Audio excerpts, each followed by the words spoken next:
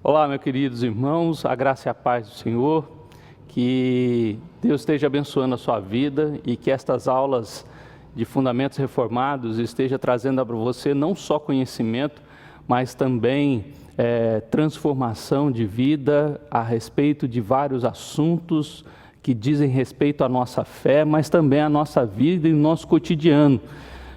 Diante de tantas questões e tantas doutrinas que vemos hoje em nossa época e nossos dias. E nós já vimos neste terceiro bloco e último deste grupo de aulas que estamos tendo, sobre cosmovisão cristã, ou cosmovisão reformada, onde observamos como olhar para o mundo e olhar para a questão da fé e a nossa vida diante deste mundo. Nós vimos também a teologia do pacto, né, o quanto isso é importante para a nossa vida, olhando a Bíblia como um todo, um único livro, aonde nós não separamos, né, por dispensações ou por períodos, mas olhamos a Bíblia como um todo e uma revelação única de Deus para a nossa vida. Nós também vimos sobre escatologia com o reverendo Marcelo na última aula, e o quanto isso é importante também para a nossa vida quando se trata da consumação dos tempos, o juízo final, a vinda de Cristo e as várias doutrinas que também estão aí à disposição para que todos possam analisar, verificar, e o qual nós também cremos, né? Qual é a doutrina que nós cremos, bíblica, e que nos direciona para um entendimento melhor sobre a consumação dos tempos. Hoje nós vamos ver sobre as Institutas, um material riquíssimo, um material de João Calvino que foi deixado para nós, um material que foi escrito por ele e foi trazido na segunda geração da Reforma, né? E também foi base para muitas confissões de fé. Vamos observar o quanto é importante o estudo deste livro e o quanto os pastores reformados buscam neste livro orientação, instrução, como a própria palavra diz, né? Instituta significa instrução, né? E a intenção de Calvino era fazer com que os pastores e todos aqueles que tinham o desejo, o anseio pelo pastorado, para que eles guiassem seu ministério por doutrinas bíblicas e bem fundamentadas. Este era o principal objetivo de Calvino ao escrever as Institutas. Vamos falar disso nesta aula.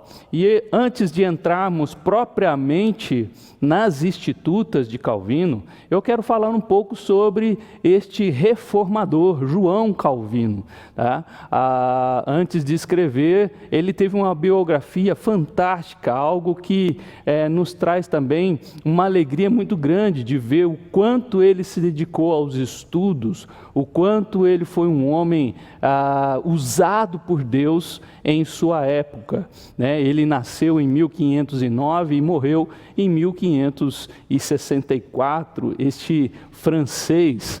João Calvino nasceu no dia 10 de julho de 1509 em Noyon, no nordeste da França.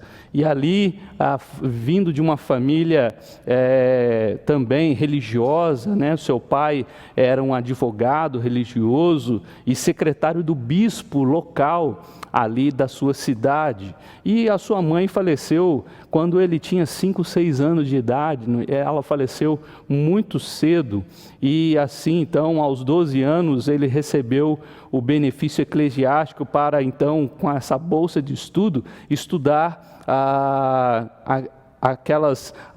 os primeiros estudos dele, então, na infância. E veio a falecer no dia 27 de maio de 1564. Quando olhamos para João Calvino e um pouco da sua biografia, em 1523, ele então vai para Paris, aonde vai residir, né, e onde também estudou latim e humanidades, né? Então ali nos melhores colégios ele se prepara para estes estudos. Em 1528 estudou direito e grego, é um exímio exegeta nesse sentido, pois ele conhece a fundo o grego, né, e um pouco também do hebraico. Em 1531 ele estudou literatura clássica, sua paixão, né? E como os registros de alguns pesquisadores trazem, né, ele tinha uma paixão pela literatura. Então a literatura clássica foi aonde ele se identificou, ainda que ele tenha estudado grego, ainda que ele tenha estudado direito, ainda que ele tenha estudado várias outras matérias, ele se identificou muito com a literatura clássica. E em 1533 ele se converte então à fé evangélica, provavelmente sob influência do seu primo Robert, e ali então ele começa a viver os passos da reforma protestante, pois ele veio da segunda geração de reformadores. Primeiro veio Lutero e depois veio Calvino. Em 1534, então, ele já escreve, no ano seguinte, ele escreve o prefácio do Novo Testamento, traduzido para o francês. E ali ele já começa a mostrar os seus estudos e também a sua paixão e o seu zelo pela palavra de Deus. Em 1536, então, vem a primeira edição das Institutas da religião cristã, ou como nós chamamos, institutas, né? A instituição da religião cristã. E nós chamamos, né, hoje no português de institutas ou instruções, né, tratados da religião cristã. E nelas encontramos então o conceito de Calvino quanto às doutrinas da Bíblia. Para que os irmãos entendam um pouco como a Instituta pode ser comparada hoje em dia, ela pode ser colocada de lado com as teologias sistemáticas, com os livros de teologia sistemática. O que é isso? É a sistematização de assuntos a partir da Bíblia toda, ou seja, olhando para a Bíblia como um todo, o que ela fala sobre determinados assuntos. Porém, para que os irmãos, ou para todos aqueles que nos assistem, possam entender melhor por que as institutas se diferenciam das teologias sistemáticas, é que na teologia sistemática nós temos pelo menos 10 assuntos, aonde nós vemos sobre a teologia, a introdução à teologia, nós vemos bibliologia, nós vemos cristologia, eclesiologia, angelologia, e assim, estudo dos anjos, estudo de Cristo, estudo do homem, antropologia, vemos o estudo de Deus, teologia, caráter, os atributos de Deus, a sua forma, os seus planos, os seus decretos. Vemos a questão da Trindade, a ação do Espírito Santo, a ideia da regeneração, da justificação. Todas essas doutrinas vamos encontrar, inclusive aqui foi também falada a semana passada, nas semanas anteriores, sobre escatologia. Tudo isso faz parte da teologia sistemática. E Calvino, nas Institutas, vai trazer uma forma diferente de montar o seu tratado, as suas instruções para não só pastores, mas para todos aqueles que estavam ingressando na fé evangélica. Ele vai então dividir as Institutas em temas conforme a Trindade, que foi o tema principal que o levou a escrever também. Então ele vai falar sobre Deus, depois ele vai falar sobre Cristo, depois sobre o Espírito Santo e depois sobre a igreja e todas as doutrinas envolvidas em cada um destes assuntos. É assim que ele vai dividir o seu tema, ou o seu livro. Em 1538, então, ele ali, em outra cidade, ele agora começa a pastorear uma pequena igreja de refugiados franceses. Ele se torna então também professor em uma escola e que serviria de modelo para a futura academia ali em Genebra. Ele está ali em Genebra e começa então a pastorear e a ensinar como um professor ali naquela cidade e transforma a vida de muitas pessoas.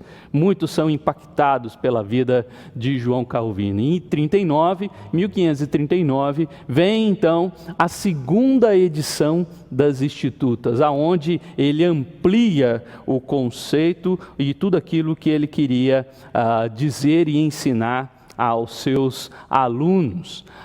Em 1540, João Calvino casa-se com Idelete de Bure, e ali então ele, uma das membros da igreja, e ali uma viúva, que então ali ele forma sua família, com quem tem um filho, mas este filho logo falece na infância, e João Calvino então está vivendo a questão do lar neste ano. 1541 vem então os comentários de Romanos, e dentre os comentários bíblicos, Calvino teve o privilégio de escrever muitos comentários, quase que a Bíblia toda ele escreveu comentários. Só o livro de Salmos nós temos na edição portuguesa, temos 4 volumes para o livro de Salmos. Um homem que gostava muito de escrever, e um homem muito exímio nas suas escritas, alguém muito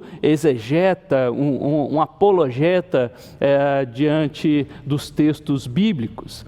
Em 1541 ainda, ele retornou a Genebra, porque ele precisou sair dali, mas ele retornou então em 1541 a pedido das pessoas ou do conselho ali da cidade. Ele volta então para Genebra e começa a trabalhar ali naquele local novamente. Ele teve que sair de lá por questões de perseguição, e então ele teve que voltar para a sua cidade, mas retornou em 1541. Em 1548, então, tem o falecimento da sua esposa, 8 anos após o casamento, e depois disso ele nunca mais se casa. Idelete morre, e então Calvino se dedica somente à igreja, aos estudos, mas ele tinha muitos amigos, ele não ficou só. Deus preparou para ele muitos homens, muitos amigos naquela cidade que consolaram o seu coração e abençoaram a sua vida ali naquele momento. Em 1555, ele começa então a trabalhar ali na cidade de Genebra, e algo muito interessante acontece ali, porque ele então começa a se envolver com ações sociais.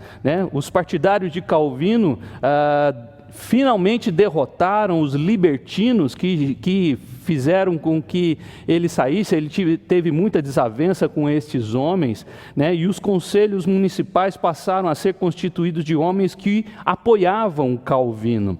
Embora não tenha ocupado nenhum cargo governamental, Calvino exerceu enorme influência sobre a comunidade, não somente no aspecto moral e eclesiástico, como muitos pensam, na questão de ser um pastor de igreja, mas em outras áreas também. Ele ajudou a tornar mais humanas as leis da cidade, ele interferiu na política, ele contribuiu para a criação de um sistema educacional acessível. Ele trabalhou na Secretaria da Educação daquela cidade, e todos o incentivou à formação de importantes entidades assistenciais, como um hospital para carentes e e um fundo de assistência aos estrangeiros pobres. Calvino teve uma influência muito grande em Genebra e atuou de uma forma intensa na sociedade. Não é alguém que ficou restrito às paredes da igreja, não é alguém que ficou enclausurado. Às vezes todos veem os registros de Calvino, os seus escritos, e pensam que ele ficou ali sentado numa cadeira e numa mesa escrevendo livros, mas Calvino foi além das paredes da igreja. Em 1559, ele tornou-se então cidadão de Genebra, né? E ali então na Suíça ele inaugura então a Academia de Genebra, né? O embrião da futura universidade destinada primordialmente à preparação de pastores reformados, e no mesmo ano ele publica a sua última edição das Institutas, onde ele então conclui este trabalho que ele começou lá em 36. Né? Então nós temos aí a última edição das Institutas. E ao longo desses anos, embora estivesse constantemente enfermo, desenvolveu intensa atividade como pastor, pregador, administrador, professor e escritor. Este é João Calvino, né? Este homem de Deus que foi usado poderosamente pelo Senhor. Ele faleceu então no ano de 64, aos 55 anos, novo ainda, no dia 27 de maio, e no seu pedido, quando iam sepultá-lo, né, antes de morrer, ele pediu para que fosse feito um funeral discreto, né, e que fosse em um local desconhecido, pois que ele não queria que nada, inclusive possivelmente homenagens póstumas à sua pessoa, obscurecesse a glória de Deus. Ele não queria ser exaltado, por isso ele pediu para que fosse algo bem singelo, fosse um local desconhecido, para que ninguém depois o venerasse pelos seus feitos. E um dos emblemas que aparecem nas obras do Reformador é esta mão segurando um coração, e as palavras latinas, né? Cor meum tibi offero domini, prompte et sicere, que quer dizer: o meu coração te ofereço, ó Senhor, de modo pronto e sincero. E nos registros então de Calvino, nós temos esta mão segurando o coração com esse registro em latim. Nós temos então este homem que escreveu as Institutas, que no português nós temos então 4 edições, 4 livros, né, que formam então as Institutas, ou Tratado da Religião Cristã. A primeira edição, então, como nós vimos aí na biografia de Calvino, começou ali em 1536, a segunda edição em 1539, até chegar à 8ª edição em 1559, aonde então se completou o seu trabalho quanto às Institutas, instruções cristãs para todos aqueles que queriam se preparar, e não só para aqueles que queriam se preparar como pastores, mas também para todos aqueles que queriam conhecer as doutrinas cristãs. E algo impressionante que Calvino faz nas Institutas é os seus argumentos, o como ele é bíblico e exegeta ao falar de cada assunto, ao trabalhar um assunto. Ele também, como um apologeta, ele defende a fé cristã e o conceito bíblico sobre as doutrinas de Deus, sobre a doutrina de Cristo, sobre a doutrina do Espírito Santo, sobre a igreja. Ele fala com propriedade, ele trabalha tudo aquilo que está sendo dito naquele momento da sua época, e olhando para os textos bíblicos, ele confronta, ele refuta se aquilo não está de acordo com a palavra de Deus, mas ao mesmo tempo ele também elogia quando está de acordo acordo com a palavra de Deus. Alguém que seguiu muito os registros de Agostinho, né, no ano 300 depois de Cristo. Então ele foi também um agostiniano, como Lutero, né, e gostava muito e era simpatizante dos registros de Agostinho e dos demais pais da igreja. Ele cita Tertuliano, ele cita Irineu, ele cita muitos outros homens do passado e também alguns da sua época que estão ali trazendo conceitos errados, e então ele refuta. Fala também dos papas, fala também de como eles estavam errados em trazer aquele texto, em interpretar aquele texto erroneamente, porque ele vai direto na gramática, ele traz o conceito verdadeiro do que o autor bíblico queria dizer quanto àquele texto. E nós então temos nas Institutas este precioso material para a nossa vida, né? E que na primeira edição tinha 6 capítulos, e nessa primeira edição ele falou sobre a lei, aonde ele expõe então o Decálogo, os 5 primeiros livros da Bíblia, né? E ali os 10 mandamentos também. Ele fala da fé, exposição do credo dos apóstolos. Ele fala de oração, um dos temas que Calvino também tem uma paixão muito grande sobre oração, e ele expõe então a oração dominical. Ele fala sobre os sacramentos, que é o batismo e a Santa Ceia. Ele fala dos 5 falsos sacramentos que eram colocados pela Igreja Católica, e até hoje eles se mantêm na Igreja Católica, né, sobre os outros sacramentos que nós não, como reformados, não compreendemos como sacramentos nas Escrituras. E a liberdade cristã e o poder eclesiástico e a administração política no final desta primeira edição. Quando nós partimos para a segunda edição, Calvino deixa claro qual era a sua intenção ao escrever as Institutas. Ele fala, ele então deixa claro que a intenção dele nesta obra era preparar e treinar de tal modo na leitura da palavra divina os aspirantes à teologia sagrada, que eles possam ter fácil acesso à mesma e depois nela prossigam sem tropeçar.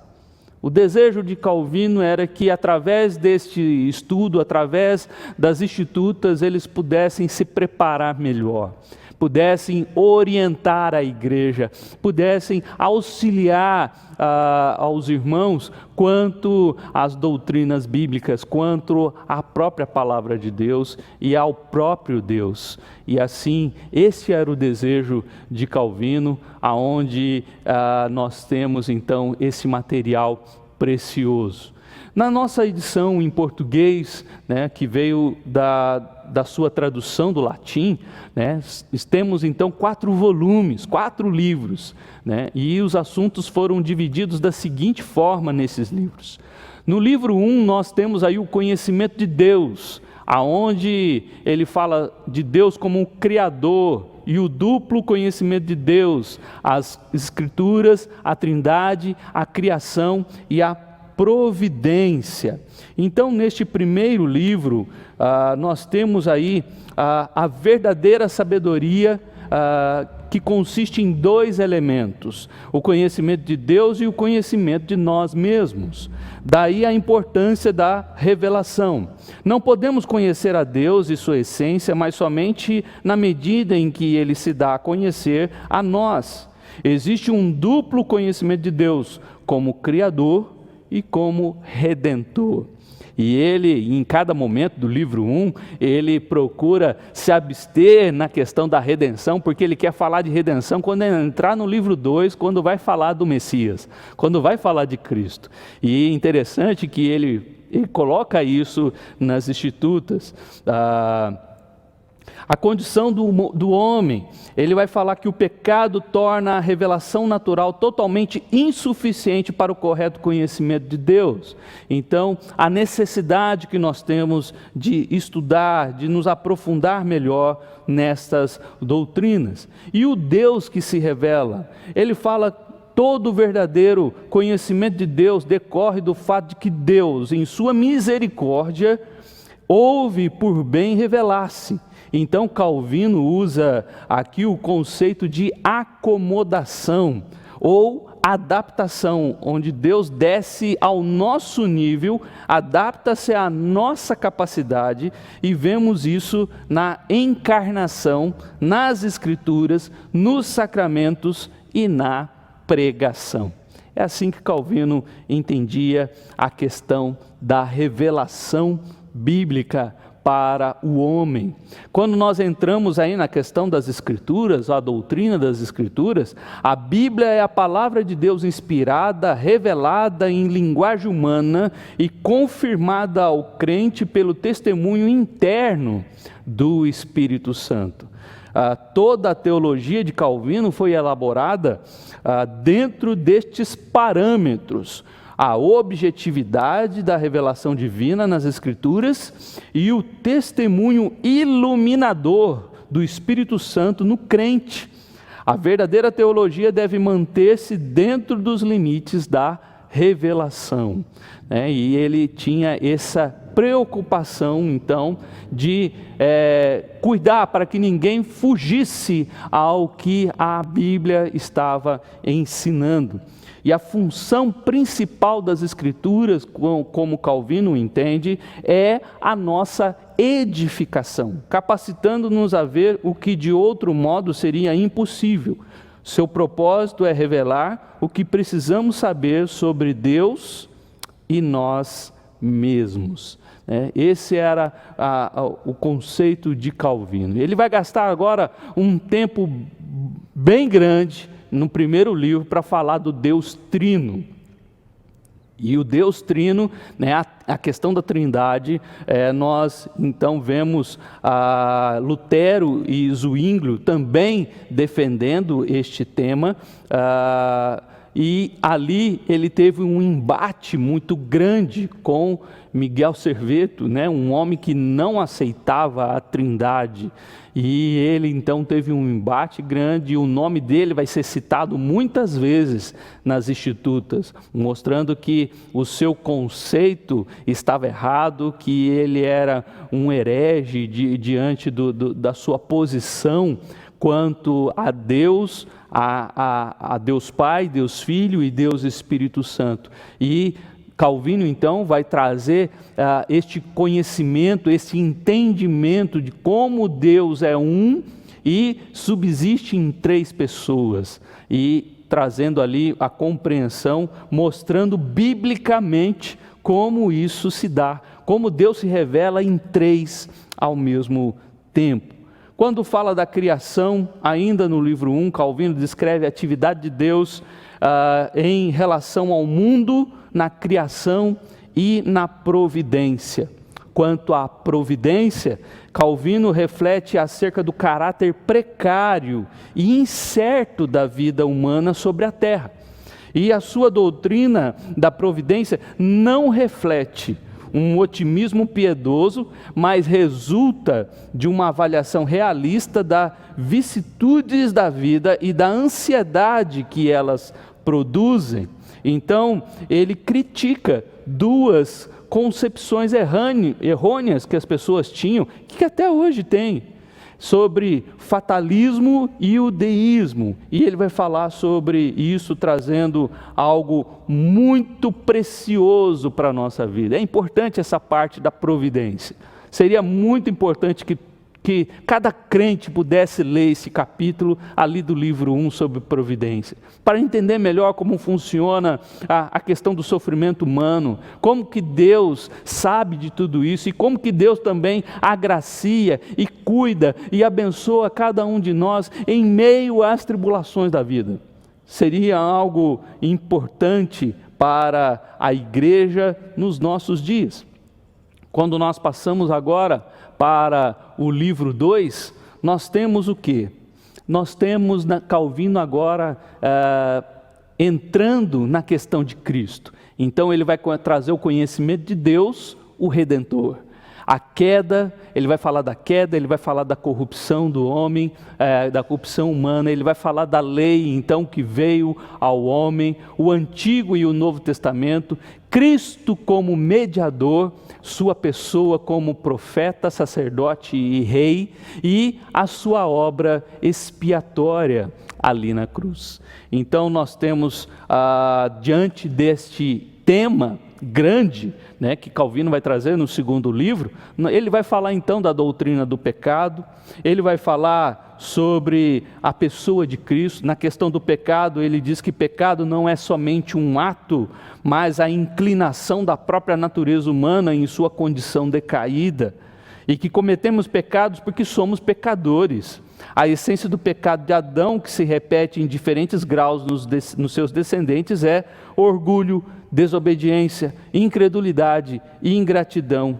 E somente a consciência da nossa total pecaminosidade pode preparar-nos para ouvir as boas novas da libertação do pecado através de Jesus Cristo. Então ele vai falar da pessoa de Cristo, ainda neste livro, ele vai falar das obras de Cristo, no segundo livro, e então Calvino observa que Deus poderia resgatar os seres humanos de outra maneira, ele poderia fazer o que ele quisesse, mas ele escolheu, ele quis fazê-lo através do seu Filho. Esse foi o plano de Deus, é assim que Deus quis fazer. E as pessoas sentem às vezes dificuldade de compreender isso, e Calvino mostra este plano redentor no livro 2, algo precioso para a nossa vida e algo que vai mexer com a questão da nossa fé, da nossa salvação, de como as obras de Cristo são então a questão primordial para sermos salvos, e tudo isso no livro 2.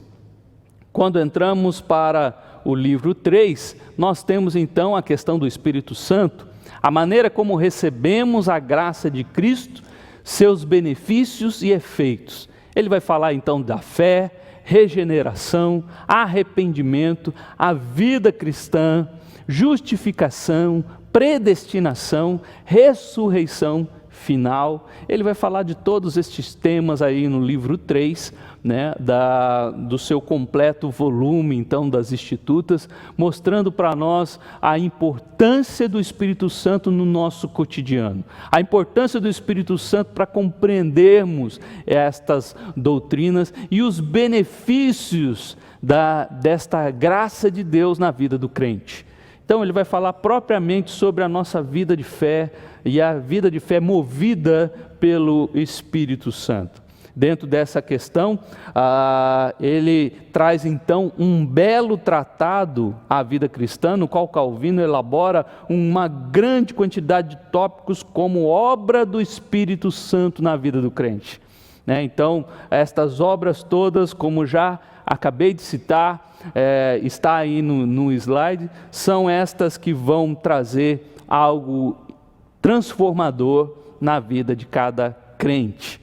Quanto à fé, quero trazer aqui pelo menos essa questão da fé. Calvino começa por rejeitar certas noções equivocadas, por exemplo, como fé histórica, então um mero assentimento intelectual. Fé não é isso, e Calvino vai então refutar esta ideia e confrontar aqueles que pensam assim.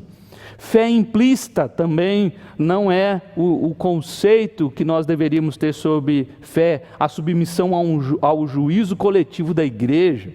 A fé informe, ele vai falar sobre isso, que é o estágio preliminar da fé, não existe isso. E então, para Calvino, o que é fé? É um conhecimento firme e certo da benevolência de Deus para conosco, fundada na verdade da promessa dada gratuitamente em Cristo, revelada a nossas mentes e selada em nossos corações pelo Espírito Santo. E Calvino então vai ampliar essa ideia. Isso aqui é só a introdução para que você compreenda como Calvino vai desenvolver o assunto e começar a mostrar biblicamente como isso se dá. E ele vai gastar aí muitas páginas para explicar sobre fé. Arrependimento é a verdadeira conversão da nossa vida a Deus, procedente de um sincero e real temor de Deus, que consiste na mortificação da nossa carne e do velho homem e da vivificação do Espírito.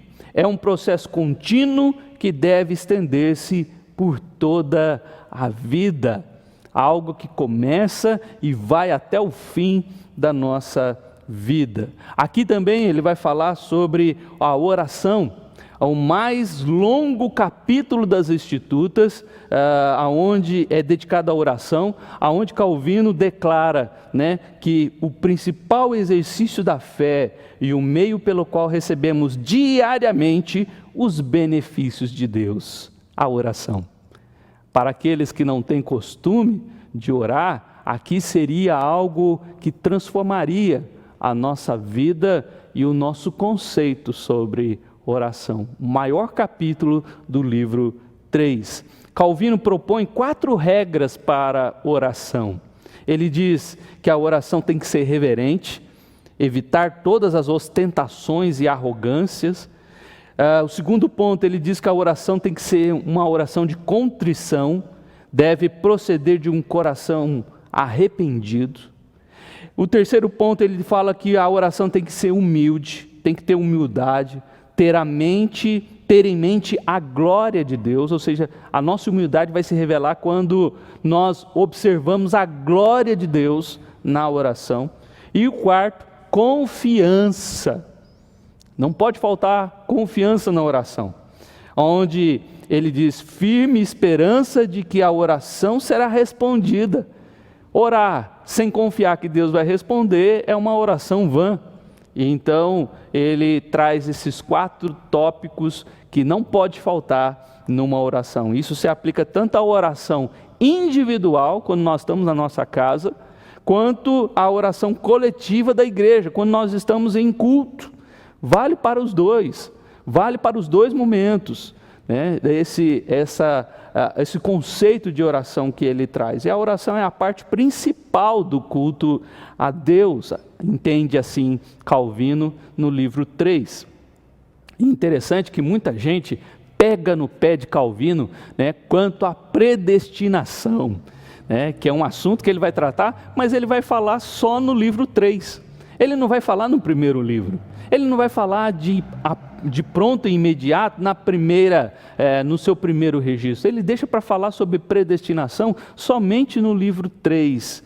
Né? E ele usou esse termo em 1539 e não em 36, ou seja, na segunda edição. E ele vai falar coisas que Lutero, Zwinglio e Martin Bucer já tinham dito. Ele não vai fugir muito do que eles disseram, né? Ele não difere muito, e ele também recorre a Agostinho para escrever sobre predestinação, ou seja, muitos já escreveram sobre isso e colocam até Calvino como um deturpador das Escrituras quanto à predestinação. Mas o protestantismo começou com Lutero e ele já falava também disso. Agostinho, muitos anos antes da Reforma Protestante, já falava sobre predestinação. E nós vimos sobre isso quando falamos da tulipe, né, eleição incondicional, aonde esse tema foi tratado, e que alguns vociferam e dizem que Calvino está ardendo no fogo do inferno por falar tal heresia. Mas ele só trouxe o que a palavra de Deus ensina. Ele só falou o que a palavra estava trazendo. E a inovação de Calvino nesse sentido, neste assunto, consistia no lugar em que colocou a doutrina em seu sistema teológico, não em conexão com a doutrina da providência, que seria o livro 1, mas no final do livro 3, que trata da aplicação da obra de redenção. Então, nós vemos aí a diferença que Calvino faz quanto à predestinação, foi somente esta, né, de que não é o assunto principal na vida de Calvino. A doutrina da predestinação pode ser resumida em 3 termos para Calvino. Primeiro, absoluta, não é condicionada por quaisquer circunstâncias finitas, mas repousa exclusivamente na vontade imutável de Deus. Predestinação é soberania de Deus. Segundo, ele diz que é particular, aplica-se a indivíduos e não a grupos de pessoas. Um grupo de pessoas não é eleito, mas o indivíduo é eleito. Ele assim entende. Cristo não morreu por todos indiscriminadamente, mas somente pelos eleitos, e falamos isso na eleição incondicional. E terceiro, a questão dupla da predestinação. Deus, em sua misericórdia, ordenou alguns indivíduos para a vida eterna, e em sua justiça ordenou outros para a condenação eterna. Então entra a questão da justiça, e ele vai explicar isso então no livro 3, na questão de predestinação. Então, por último, nós temos aí o livro 4, que é os meios externos pelos quais Deus nos convida para a sociedade de Cristo, a igreja, os sacramentos e o governo civil.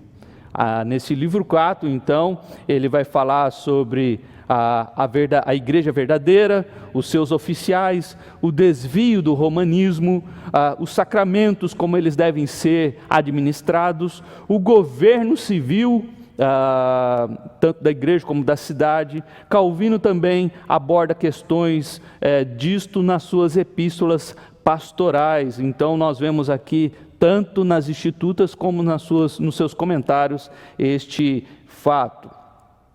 As marcas que então constituem a igreja visível são, acima de tudo, a correta pregação da palavra e a fiel ministração dos sacramentos. Embora não tenha incluído a disciplina eclesiástica, que hoje nós incluímos isso como importante, entre as marcas da igreja, ele também valoriza a questão da disciplina na igreja. Então, pregação da palavra, ministração dos sacramentos e a disciplina seriam aí os pontos, as marcas principais que constituem uma igreja visível, porque ele vai falar da igreja visível e também da igreja invisível. E nós temos então essa preciosidade de Calvino quanto ele fala da igreja. Ele diz aí que a igreja é a mãe de todos os crentes, porque os leva ao novo nascimento através da palavra de Deus, bem como os educa e alimenta durante toda a sua vida. Esse caráter maternal da igreja é visto de modo especial na sua ministração dos sacramentos. E nós vemos então Calvino falando sobre a igreja, que é uma escola que instrui seus alunos no caminho da santidade, e essa instrução perdura por toda a vida e também se dirige aos alunos rebeldes, na esperança de que um dia sejam transformados. E quanto aos oficiais, ele vai falar que ele vê um ofício quádruplo dentro da igreja: pastor, mestre, presbítero e diácono. Ele reconhece estes 4 ofícios na igreja. E quanto ao profeta, apóstolo, evangelista, que nós vemos ali em Efésios 4:11, nós vemos então como ele entende como algo temporário e que cessaram no fim da era apostólica. Quanto à igreja e o mundo, então, concluindo aqui o livro 4, Calvino rejeitou o conceito anabatista de que a igreja devia isolar-se da sociedade e culturas circundantes. A relação entre a igreja e o mundo inclui tanto tensão quanto interação. É algo que a gente precisa aprender. E o livro 4 vai nos auxiliar nisso. A relação entre a igreja e o mundo, então, em seu entendimento do governo de Deus e da soberania de Cristo sobre a criação, não está só na igreja, mas a igreja deve participar da sociedade, assim ele entende. A igreja não deve se isolar da sociedade, mas participar dela de uma maneira intensa e transformadora. O governo de Cristo deve manifestar-se idealmente através de governantes piedosos. O magistrado devia manter as ordens cívicas e a uniformidade religiosa. Todavia, igreja e Estado, que vai ser o próximo tema e o último dessas 12 aulas, né, tem esferas separadas e autônomas de atuação. Os cristãos devem obedecer até mesmo os governantes que oprimem a igreja, orando por seu bem-estar, porque foram instituídos por Deus, como Romanos 13 vai nos ensinar e que Calvino vai aprofundar nesse detalhe, nesse tema. Irmãos, queridos, você que nos assiste, estes livros, esses 4 livros, ou esta coletânea chamada Institutas, tem algo precioso, doutrinário, bíblico, importante para as nossas vidas. E quero concluir aqui com 10 razões que o Dr. Peter Libach deixou aí para que nós todos, não só pastores, mas também todos pudessem ler este livro, ainda que tenha palavras rebuscadas, porque Calvino estudou literatura clássica, então ele usa esta forma de escrita na sua escrita, mas ainda que tenha muitas palavras que não sejam do nosso vocabulário, é possível entender e compreender e aprofundar-se mais nas doutrinas bíblicas. E aqui ele coloca estas razões. Primeiro, o talento de Calvino. Você vai observar que, ao ler as Escrituras, Calvino foi talentoso na sua forma e no seu método que ele faz para mostrar o argumento, como ele se dirige quanto àquele assunto, sem fugir daquele tema. Calvino foi talentoso na forma de escrita. O treinamento de Calvino. Calvino foi preparado muito bem para escrever as Institutas, e nós nos alegramos quando vemos esse preparo da vida deste homem. O momento histórico de Calvino, aquele momento em que a gente pensa que estava tudo tranquilo, pelo contrário, ele teve embates, ele teve que sair de Genebra, depois foi chamado de volta, todas essas situações que envolveram a vida de Calvino, nós vemos também ele colocando neste livro, que torna o livro também emocionante nesse fato. O objetivo das Institutas, por causa do objetivo de manter os homens fiéis à doutrina bíblica, de prepará-los profundamente para responder aquelas perguntas difíceis. As Institutas são um material precioso nesse sentido.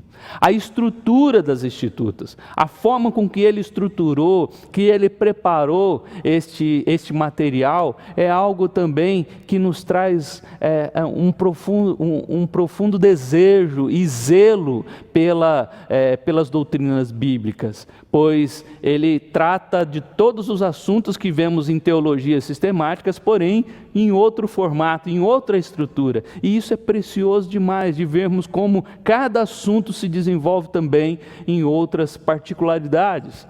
As fontes que Calvino usou para as Institutas, sendo Calvino da segunda geração, ele teve também fontes em que ele se baseou e ele usou muitos destas fontes, mas não foi só usado essas fontes, ele também foi um crítico das fontes que ele também utilizou para preparar este material. 7, o impacto e a influência permanente nas Institutas. O que as Institutas fizeram na sociedade para aqueles homens, para as igrejas ali em Genebra, foi algo transformador, impactou aqueles homens e mudou o conceito dos reformadores quanto a algumas teologias, quanto a algumas doutrinas que estavam também sendo colocadas e que hoje também são colocadas aí como verdades e às vezes As pessoas acreditam e não fazem uma avaliação firme e pronta e bíblica para compreender as doutrinas bíblicas. As excelentes traduções das Escrituras, Calvino, como preparou o latim, o francês, né, e como ele tratou bem nessas traduções, né, para que todos pudessem ter um melhor entendimento do que ele queria trazer ali naquele momento histórico, e que até hoje, graças a Deus, nós temos isso em português para nós também. Os contornos facilitados, né, índices e comentários que são colocados ali neste material, algo que nos impressiona também muito nesse sentido, né?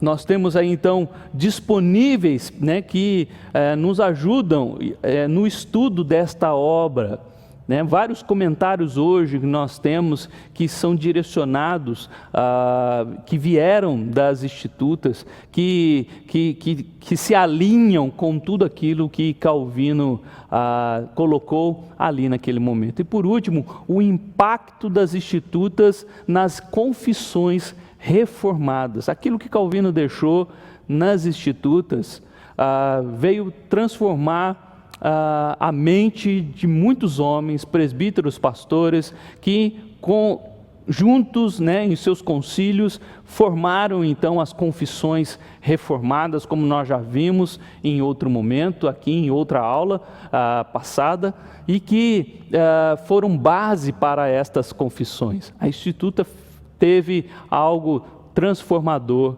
nesse sentido. Calvino estava comprometido com uma reforma de acordo com a palavra de Deus. Assim, as Escrituras conduzem seu leitor a um amor pelas Escrituras e um desejo de obedecer às Escrituras, pronta e sinceramente, como diz o lema pessoal de Calvino. Então, que Deus esteja abençoando sua vida e que este livro, se você ainda não leu, leia. Se você ainda não conhece as Escrituras, procure saber sobre elas, procure conhecê-las, né? Procure estudar pelo menos um capítulo, um tema que te chama mais atenção, e você vai ver como Calvino foi inteligente, foi verdadeiro, foi exegeta, foi bíblico na sua forma de trabalhar cada tema doutrinário para a nossa vida. Eu quero concluir aqui nesta aula, lendo para os irmãos Hebreus 13, que nos ensina algo precioso sobre homens como Calvino e sobre seus livros, sobre seus registros. Versículos de 7 a 9 diz assim: lembrai-vos dos vossos guias, os quais os pregaram a palavra de Deus, e considerando atentamente o fim da sua vida, imitai a fé que tiveram. Jesus Cristo ontem e hoje é o mesmo e o será para sempre. Não vos deixeis envolver por doutrinas várias e estranhas, porquanto o que vale é estar o coração confirmado com graça e não com alimento, pois nunca tiveram proveito o que com isto se preocupam. Lembrai-vos dos vossos guias e os que pregaram a palavra de Deus e considerando atentamente o fim da sua vida. Calvino, por causa dos seus registros, ele tinha facilidade de pregar muitas vezes durante a semana. É algo que nos impressiona, mas algo que também nos chama a atenção para ver a nossa própria vida. Se através de um assunto, de um tema, temos tanta facilidade assim de falar sobre ele. E Calvino tinha esta facilidade porque era um homem que tinha a Bíblia na mente e no coração. E que Deus nos ajude a lembrar de homens como Calvino, homens que merecem respeito, homem que merece não veneração, porque não era isso que Calvino queria. Calvino teve seus pecados, Calvino teve suas falhas e algumas manchas no seu ministério. É verdade, ele teve sim, né? Esse embate com Miguel Serveto foi um deles que manchou o seu ministério, mas algo que não anula tudo o que ele viveu. Ele foi um homem íntegro, um homem que queria que aqueles que serviam a casa de Deus, aqueles que serviam a igreja, vivessem e ensinassem a igreja de forma apropriada e de uma forma verdadeira e bíblica. E por isso Deus usou profundamente a vida de Calvino para transformar a vida da igreja e a vida da sociedade, da cidade onde ele vivia. Que Deus nos abençoe e nos ajude, e que este material rico venha também transformar e nos auxiliar no nosso estudo da Palavra de Deus. Que Deus te abençoe.